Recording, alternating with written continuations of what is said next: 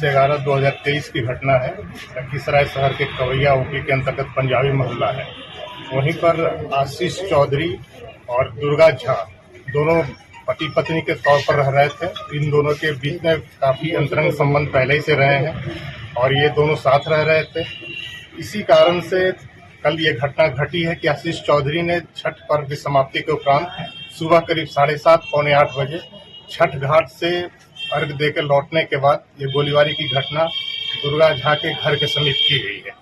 इस गोलीबारी की घटना में कुल 6 लोगों को गोली लगी थी, जिसमें अभी तक दुर्गा झा लड़की का देहांत कल पटना में हुआ है और उसके जो 2 भाई थे चंदन झा और राजनंदन झा, इनकी घटनास्थल पर मृत्यु हो गई थी।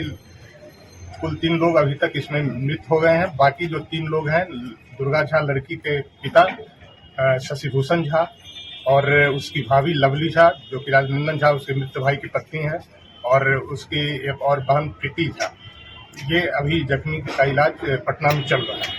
पूरे घटनाक्रम के पीछे का जो बैकग्राउंड है वो ये है कि इन दोनों के बीच, आशीष चौधरी और दुर्गा झा के बीच काफी पहले से प्रेम संबंध था और इन लोगों ने शादी भी कर ली थी।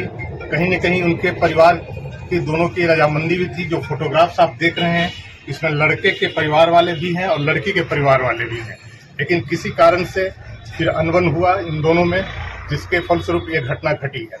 और उनके घर से, घटनास्थल के पास से एक नोटबुक प्राप्त हुआ है।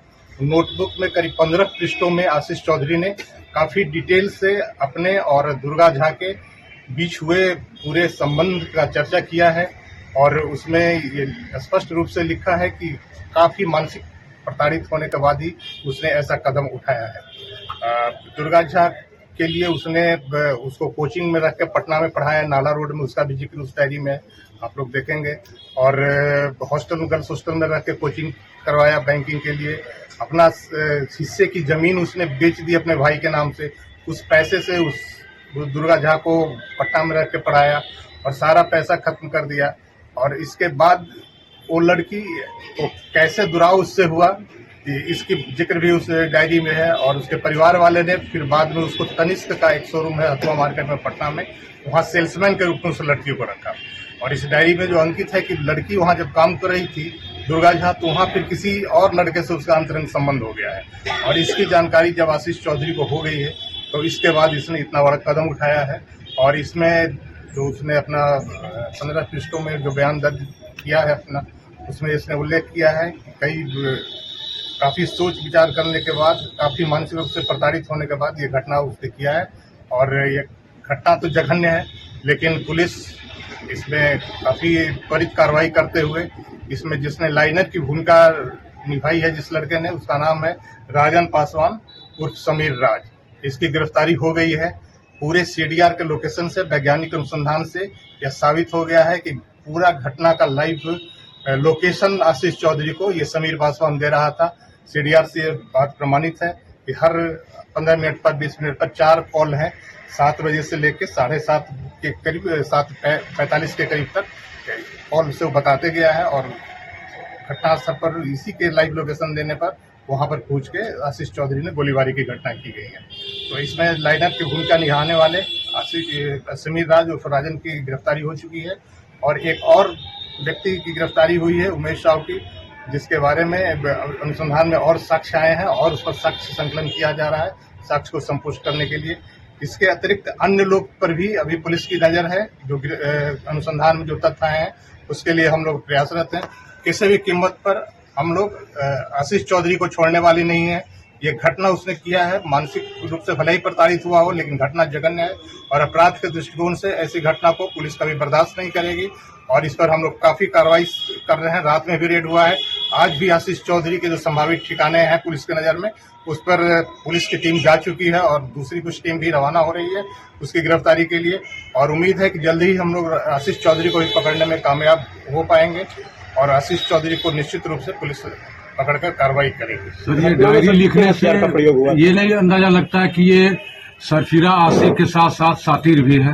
आप कह सकते हैं, सातिर भी है। और इसके कुछ क्रिमिनल हिस्ट्री भी मिले हैं, जो पहले किसी मामले में ये जेल गया है, तो उस पर भी हम लोग देख रहे हैं उसको बढ़िया से कि किस तरीके उसका रिकॉर्ड भी निकालना पड़ेगा, क्योंकि 2007-8 का मामला बताया जा रहा है।